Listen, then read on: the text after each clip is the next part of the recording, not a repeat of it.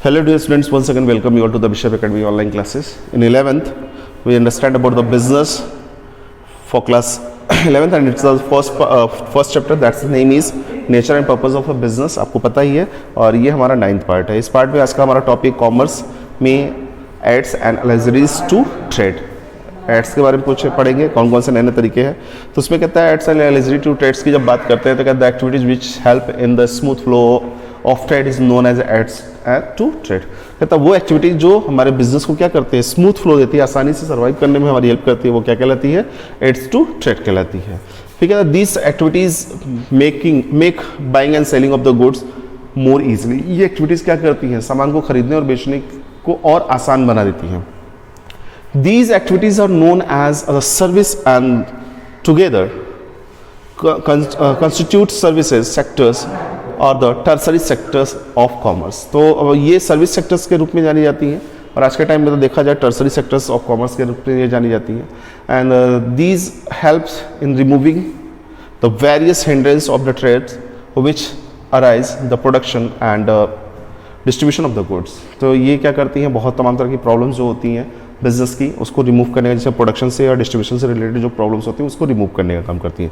जैसे कुछ एग्जांपल के तौर पर ट्रांसपोर्टेशन एंड कम्युनिकेशन की बात करें तो हमको पता है कि प्रोडक्ट जहाँ बनता है वहाँ इस्तेमाल जी हाँ नहीं होता और हमें प्रोडक्ट के बारे में जानकारी भी नहीं होती.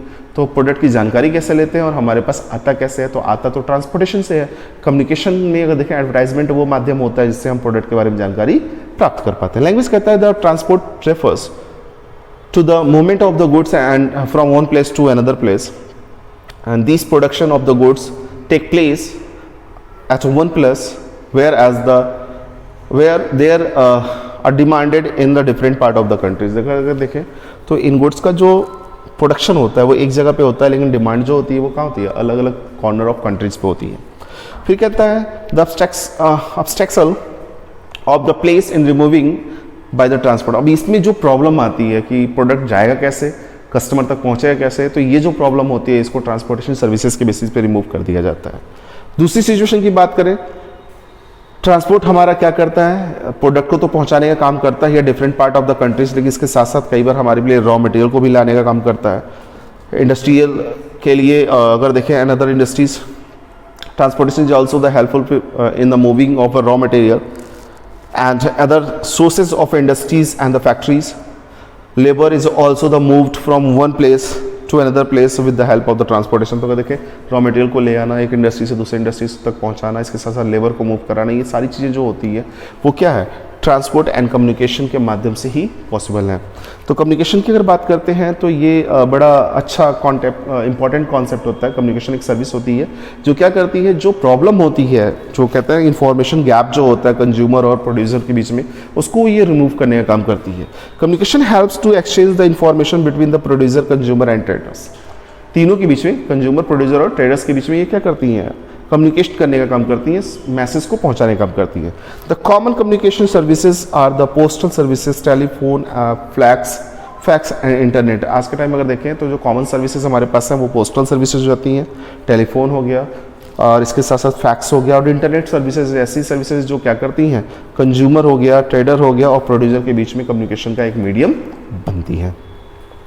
बैंकिंग एंड फाइनेंस की बात करें तो हमें पता है कि कई बार ऐसा होता है कि हमें जो प्रोड्यूसर होता है उसको फाइनेंस की रिक्वायरमेंट होती है अपने प्रोडक्ट को प्रॉपरली जनरेट करने के लिए या फिर जो डिमांड है उसकी सप्लाई को पूरा करने के लिए, रॉ मटेरियल वगैरह को परचेस करने के लिए. तो नॉर्मली कहता है तो उसका हेल्प जो होता है वो फाइनेंस डिपार्टमेंट कर देता है. तो bank and finance institution provides the credit facilities, loan etcetera. ये क्या करती है, क्रेडिट फैसिलिटी और लोन भी प्रोवाइड करती है.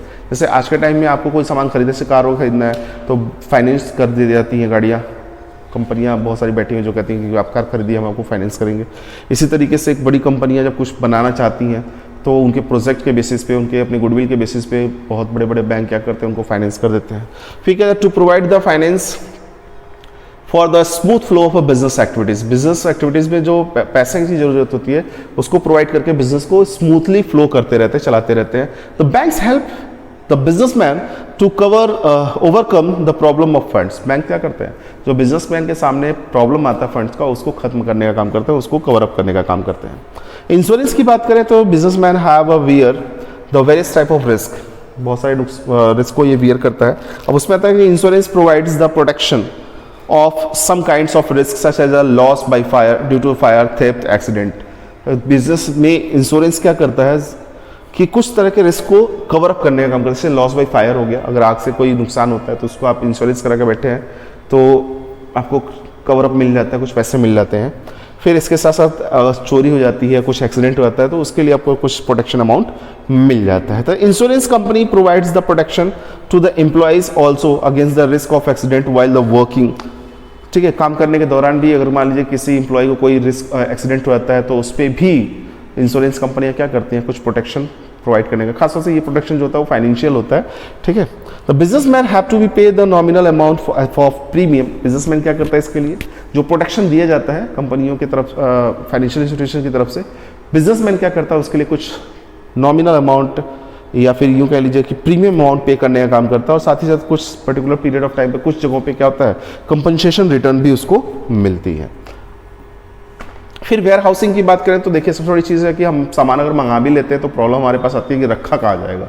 तो वेयर हाउसिंग का जो कॉन्सेप्ट है इस तरह की प्रॉब्लम्स को सॉल्व करने का काम करता है। तो usually these are the time gap between the production and the consumption of the goods. ये क्या एक टाइम गैप है प्रोडक्शन और कंजप्शन ऑफ द गुड्स के बीच में। फिर कहता है the goods are not consumed immediately when these are produce. कई बार ऐसा होता है कि जिस गुड्स को हम अभी बना रहे हैं उसको 2-3 दिन बाद कंज्यूम करते हैं, या कई चीज़ें ऐसी होती हैं कि सालों बाद कंज्यूम की जाती हैं।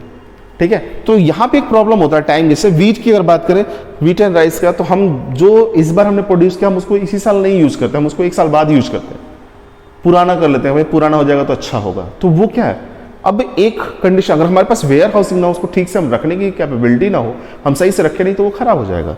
फिर कहता है are the produce it a particular season only. ये जो वीट एंड राइस होते हैं वो एक पर्टिकुलर सीजन में प्रोड्यूस करते हैं, but these are consume throughout the year, और इनको पूरे साल कंज्यूम किया जाता है। Special arrangement has been to be made to the store of the goods to the prevent the loss and keep them fresh. अब क्या होता है, जो वेयर हाउसिंग होती है, वेयर हाउसिंग का जो अरेंजमेंट होता है वो क्या करता है, उस लॉस से, जो अगर हम नॉर्मल इन्वायरमेंट छोड़ देते हैं, वीट एंड राइस हमारे खराब होने से रहते हैं, तो उस लॉस से बचाने के लिए हम इसको यूज कर लेते हैं। ठीक है, प्रिवेंशन मिल जाता है और उनको हमेशा फ्रेश रखता है। एडवर्टाइजिंगमेंट की बात करें, एडवर्टाइजिंग की बात करें तो हमें इन्फॉर्मेशन देने का काम करता है कि व्हाट अबाउट द प्रोडक्ट, इस तरह की चीज़ों को। तो कहता है particularly it is possible for the manufacturer and the traders to contact each and every consumer. Possible, impossible है कि हर एक कस्टमर से, कंज्यूमर से क्या करे, मैन्युफैक्चरर और ट्रेडर कम्युनिकेट कर पाए। तो एडवर्टाइजमेंट के थ्रू वो क्या करता है, सबको एक साथ इन्फॉर्मेशन देने का काम करता है। Advertisement help to overcome this problem. Advertisement क्या करता है, इस प्रॉब्लम पे हेल्प करता है इसको खत्म करने के लिए। Goods are advertisement to inform the consumer about their use, quality and price. Goods के बारे में अगर बात करें तो एडवर्टाइजमेंट के थ्रू क्या होता है, एडवर्टाइजमेंट के थ्रू उसके प्रोडक्ट के बारे में, प्रोडक्ट है क्या, उसकी क्वालिटी क्या है, उसकी प्राइसिंग क्या है, उसके यूजेस क्या है, इसके बारे में कंज्यूमर को बताने का काम किया जाता है। And advertisement spread awareness among the consumers regarding the new goods and there uses. और इसके साथ क्या करता है, नए तरह के प्रोडक्ट के बारे में भी और उनके जो यूजेस होते हैं उनके बारे में भी एडवर्टाइजमेंट के थ्रू अवेयर करने का काम किया जाता है कस्टमर्स को। तो ये बड़ा अच्छा कॉन्सेप्ट होता है जो यूज करता है हम बिजनेस के टाइम में आज के टाइम। चलिए यहाँ पे एक केस स्टडी ले लेते हैं जो आपकी बुक से ही है। कहता है Rajiv wants to start a wholesale business of a readymade garment. Rajiv जो है वो क्या करते हैं कि होलसेल बिजनेस को स्टार्ट करते हैं रेडीमेड गारमेंट का, but he is hastenings as it involve the various problem. लेकिन वो क्या डर रहे हैं कि उनको बहुत सारे तरह के प्रॉब्लम्स इसमें इन्वॉल्व हैं, बहुत सारे तरह के प्रॉब्लम है। फिर कहता है such as a searching of for customer. अब वो प्रॉब्लम क्या है, कहता है कस्टमर को कैसे सर्च करना, सामान को एक जगह से दूसरी जगह तक कैसे ले जाना मार्केट में, इंफॉर्मेशन कस्टमर के बारे में कैसे देना, नए डिज़ाइन के बारे में कैसे बताना, और जो हम अलग अलग सीजन में अलग अलग वैरायटी को ऐड कर रहे हैं उसके बारे में कैसे बताना, ये तमाम तरह की प्रॉब्लम है। इसके साथ साथ कहता है कि threat of a loss by the fire और the accident, storing access of the stock of goods, ये उनकी प्रॉब्लम्स हैं। अब इसमें पहली प्रॉब्लम जो आ गई वो आती है, यहाँ पे क्वेश्चन पूछता है ही अप्रोच हिज फ्रेंड्स, संदीप, वो अपने संदीप से, दोस्त जो है उसका संदीप से पूछता है कि उसको क्या करना चाहिए। तो पहला पूछा है यहाँ पे क्वेश्चन कि state the type of the business Rajiv is planning to start it. तो बिजनेस क्या है, होलसेल ट्रेड का है, क्योंकि वो बड़ी बिजनेस को होलसेल, यहाँ पे लिखा हो होलसेल बिजनेस क्या है, तो होलसेल ट्रेड का है वो ऑलरेडी। फिर कहता है such dimension of the business can help the Rajiv to overcome the his hindrance. वो डायमेंशन के बारे में, उन कंडीशंस के बारे में बताना जिसके थ्रू वो क्या कर सकता है, जो प्रॉब्लम उसके अंदर आ रही है या जो प्रॉब्लम उसको लग रहा है, फियर जो है उसको रिमूव कर सके। पहला जो प्रॉब्लम है वो कहता है ये सारी चीज वो कंडीशन है जिसपे वो सॉल्व कर सकता है, वो होता है आपका क्या, कॉमर्स। कॉमर्स वो सेगमेंट है जिसके थ्रू ये सारी प्रॉब्लम जो भी उसके सामने आ रही है वो खत्म कर सकता है। फिर specify the type of the auxiliary to trade which help Rajiv to overcome the his problems. अब इसमें क्या है कि पहला सर्चिंग द कस्टमर, वो ट्रेड के बेसिस पे कर लेगा।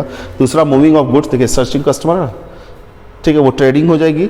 Moving of goods transportation, awareness about the product, advertisement and threats वगैरह जो है, उसका रिस्क वगैरह जो है वो क्या हो जाएगा, इंश्योरेंस के बेसिस पे इसको कवर अप किया जा सकता है। So dear students, in this video that's all. If you have any type of the doubt और the query, you should be consult through the Google classroom. साथ ही साथ अपने नोट्स को प्रिपेयर कर रही है और कीप सेफ।